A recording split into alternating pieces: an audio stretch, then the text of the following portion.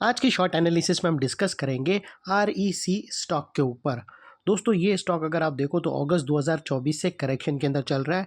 Overall अगर आप देखो तो स्टॉक ने 4 महीने यानी पूरा एक क्वार्टर स्टॉक ने करेक्शन में बिता दिया। और करेक्शन में भी दोस्तों स्टॉक ने दोनों तरह का करेक्शन दिया, प्राइस वाइज, टाइम वाइज दोनों। पहले स्टॉक ने प्राइस वाइज करेक्शन दिया जहाँ पर ये स्टॉक काफ़ी हद तक डाउन साइड करेक्ट हुआ। फिर स्टॉक ने टाइम वाइज करेक्शन के अंदर एक साइडवे कंसोलिडेशन करी, एक स्ट्रॉन्ग बेस बनाकर अल्टीमेटली उसको ब्रेकआउट किया है। और दोस्तों ये स्टॉक को फिलहाल देखो तो यहाँ पर मल्टीपल पॉजिटिव फैक्टर्स एक ही एंगल पर ब्रेकआउट हुए हैं, जिसके तहत ये स्टॉक करंट लेवल से अपसाइड में 15 से 16%, 15 to 16% रनअप के लिए रेडी है। लेकिन दोस्तों यहाँ पर कोई भी हमारी बाय सेल होल्ड रिकमेंडेशन नहीं है, ये प्योरली एजुकेशन पर्पस से मैं अपना पॉइंट ऑफ व्यू आप लोगों के सामने शेयर कर रहा हूँ। कोई भी पोजीशन लेने से पहले अपने फाइनेंशियल एडवाइजर को ज़रूर कंसल्ट कर लेना।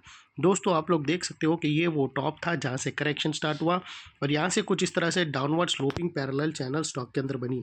और जब तक स्टॉक ये डाउनवर्ड स्लोपिंग पैरेलल चैनल में था, स्टॉक प्राइस वाइज करेक्शन के अंदर एंगेज रहा और यहाँ पर back to back lower lows hit हुए। दोस्तों अगर आप देखो तो फर्स्ट लोअर लोज यहाँ ट्रिगर हुआ, सेकेंड लोअर लोज यहाँ हिट हुआ, थर्ड यहाँ पर और लास्ट लोअर लोज यहाँ ट्रिगर हुआ।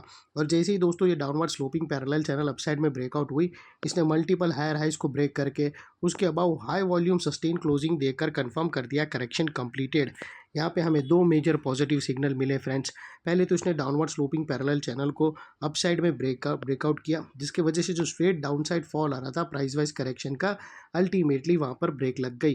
और सेकेंडली इसके अंदर जो back to back lower lows hit हो रहे थे वो स्टॉप होके उसके अगेंस्ट में first time higher highs register हुए क्लोजिंग बेसिस पे, जो हमें ये कंफर्म करता है कि स्टॉक के अंदर बॉटम लग गई है और करेक्शन कंप्लीटेड। और इसका जो ट्रेंड है करेक्शन का वो बाई साइड की तरफ शिफ्ट हो चुका है, अनलेस अनटिल यहाँ पर कोई नया लोअर लोज ना मिले या पुराने लोअर लोज के नीचे क्लोजिंग ना मिले, तब तक हम यही मानकर चलेंगे कि यहाँ पर बॉटम लग गई है और करेक्शन कंप्लीटेड।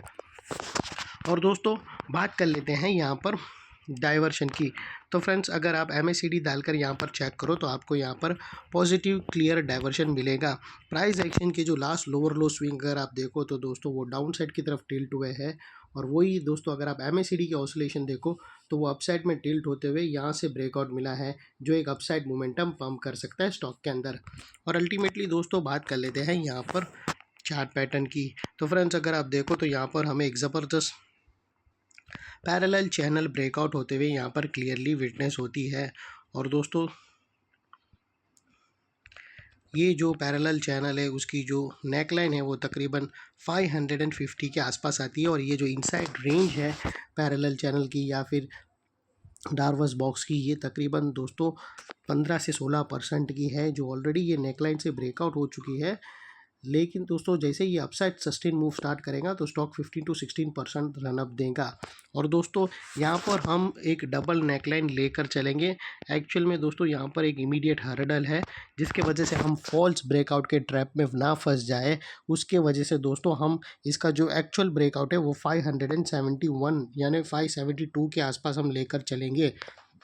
तो दोस्तों मंडे को हम डायरेक्टली यहाँ पर पोजीशन नहीं लेंगे, हम वेट करेंगे एक और ग्रीन कैंडल का क्लोजिंग अबाउ 572, उसके बाद दोस्तों हम यहाँ पर पोजीशन रहेंगे। और हमारे पुराने सब्सक्राइबर है उन लोगों को पता है कि ये जो डबल नेकलाइन वाली स्ट्रेटेजी जब मैं देता हूँ तो वो कितनी कारगर साबित होती है। बहुत सारे स्टॉक दोस्तों हमारे फॉल्स ब्रेकआउट होते होते बचे हैं इसी डबल नेकलाइन के वजह से। तो यहाँ पर ज़रूरी है ये डबल नेकलाइन रखने के लिए। तो हम एक्चुअल में जो ब्रेकआउट है वो जो टेक्स्ट बुक के हिसाब से जो ब्रेकआउट है वो ऑलरेडी हमें मिल चुका है, लेकिन दोस्तों यहाँ पर पॉसिबल है एक फॉल्स ब्रेकआउट ट्रिगर हो। तो उसके वजह से दोस्तों 572 का कंफर्मेशन का वेट करेंगे। जैसे ही 572 के ऊपर क्लोजिंग कंफर्म मिल जाएंगी तो फिर ये पैटर्न एक्टिव हो जाएगा, ट्रेडेबल लायक हो जाएगा। और अपसाइड में फिर इसके जो टारगेट बनते हैं वो तकरीबन दोस्तों 15 से 16% के बनते हैं, जो 650 के आसपास इसका टारगेट आता है। जो नेकलाइन से अगर आप कैलकुलेट करो तो 15 to 16% के बीच में आते हैं। और यहाँ पर दोस्तों एक रेजिस्टेंस, एक सेलिंग प्रेशर बैठा है जिसको हम ब्लू में कर देंगे। और दोस्तों यहाँ पर स्टॉप लॉस अभी फ़िलहाल हम नहीं दे सकते क्योंकि हम वेट कर रहे हैं ब्रेकआउट कैंडल का कंफर्मेशन का। उसके बाद दोस्तों जो फर्स्ट ब्रेकआउट कैंडल रहेंगी उसके लो के नीचे क्लोजिंग बेसिस पे आप स्टॉप लॉस रख सकते हो अपने एडवाइज़र को पूछकर, या फिर ATR की भी हेल्प ले सकते हो, या फिर नियरेस्ट लोअर स्विंग। जो भी स्टॉप लॉस उसके बाद रखो, इतना मेक श्योर करना है कि आपका risk to reward ratio at least 1:2 या मिनिमम 1:1.5 रहना चाहिए।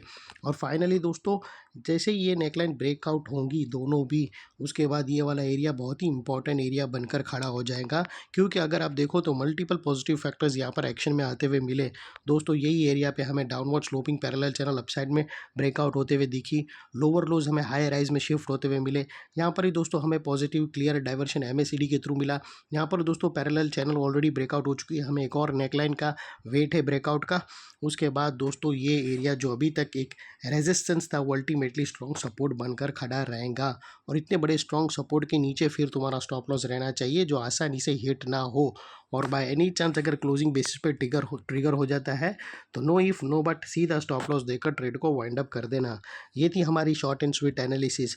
अच्छी लगे तो प्लीज़ चैनल को लाइक शेयर सब्सक्राइब ज़रूर करना। Thank you. जय हिंद।